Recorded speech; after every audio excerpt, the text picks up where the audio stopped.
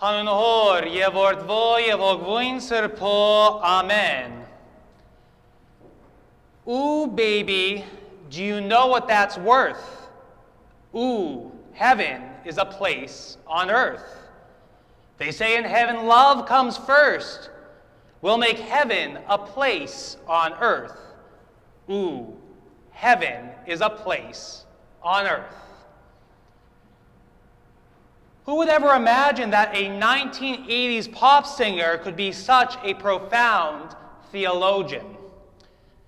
In her 1987 hit single, Belinda Carlisle explored the idea that through love, a slice of heaven could be found on this earth. And although most certainly unknowingly, through these hokey lyrics exploring the thrill of romantic love, Belinda Carlisle actually hits upon a most important truth of our faith. And that is the idea that heaven is not a place far away, but that heaven has indeed come to this earth.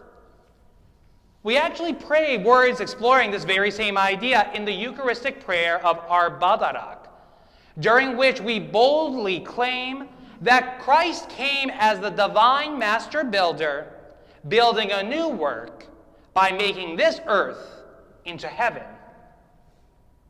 And how does this prayer justify the claim that this earth has indeed been made into heaven?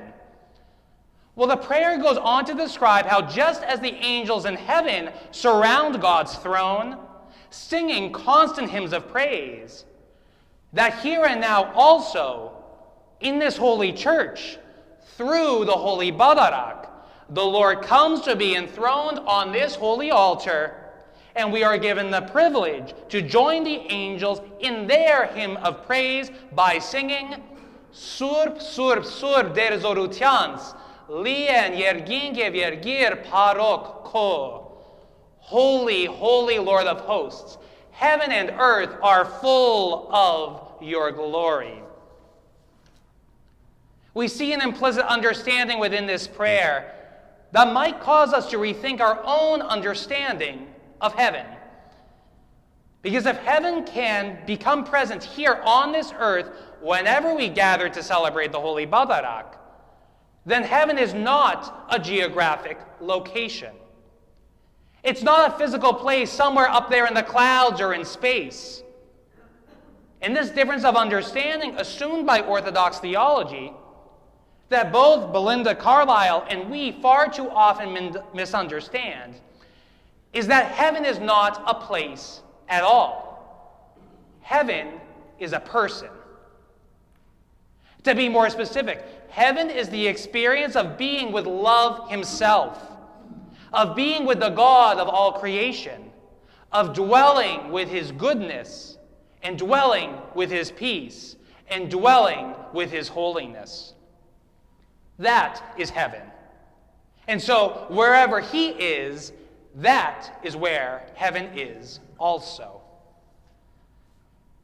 And we see the implications of this reality through the story of Jesus walking on the water, where Jesus went up to a mountain by himself to pray, and the disciples go at the same time out on the Sea of Galilee in a boat.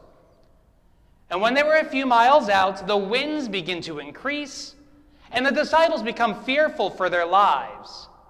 Then suddenly they see a man walking on the water, and it's Jesus who says, "It is I, do not be afraid."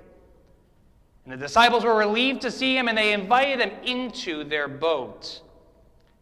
It's at this point in the story that we hear a forgettable but an unusual line. We are told that when they invited Jesus into the boat, that they immediately arrived at the land to which they were going.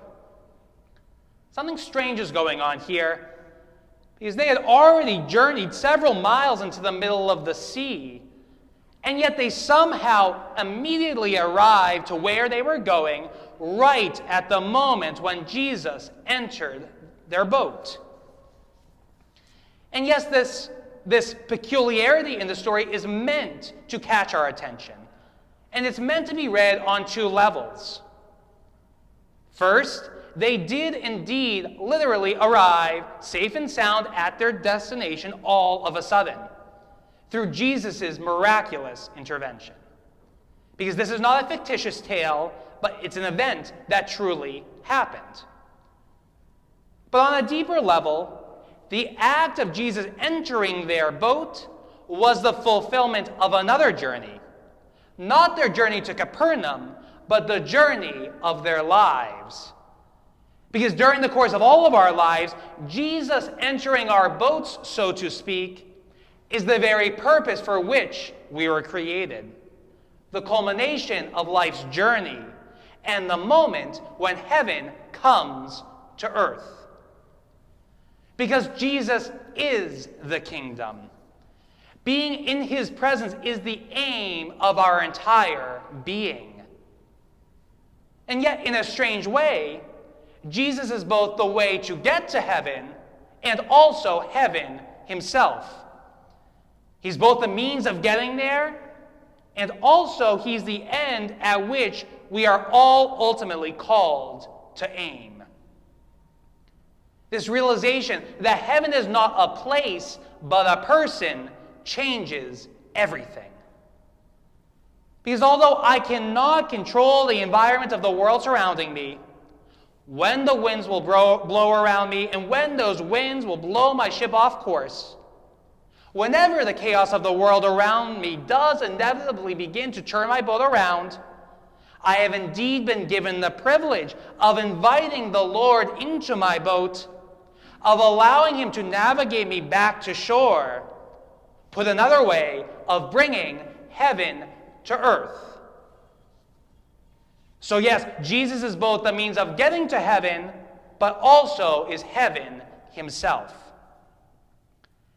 I think that we make the mistake of treating him either only as a means to some end, or only as an end that we try to achieve by some other means apart from him.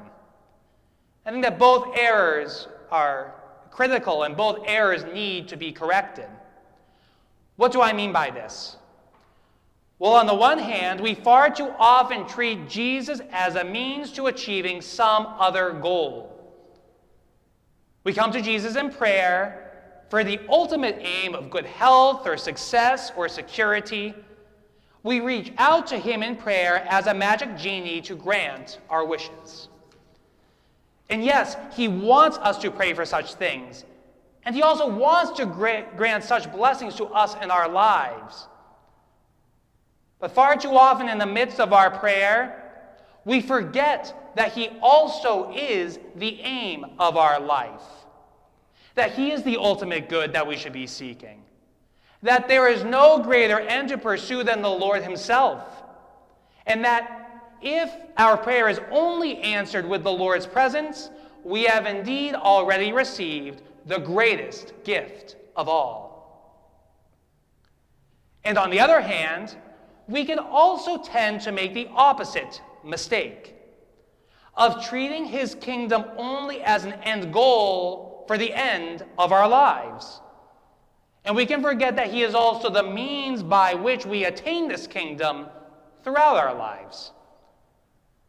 We often try to live good lives, to be good people, to do our best for the purpose of getting into heaven. But we do so by our own efforts. We try to earn God's love, and yet we live apart from him. We do our best, and then we come to confess our mistakes when we screw up. And yet throughout the decisions that we make and through the challenges that we face, we never think to invite him into the process. We forget to pray for his grace, to look to his example, to open our wounds for his healing, to be fully vulnerable with him. We seek the end of heaven, and we forget all about its king, who earnestly desires to bring his kingdom into our lives, not just at his second coming, but today.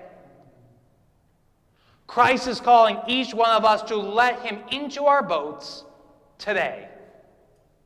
So during this holy Badarak, when the King of Heaven comes to earth on this holy altar, The Lord is earnestly desiring to bring heaven into the hells of our broken lives.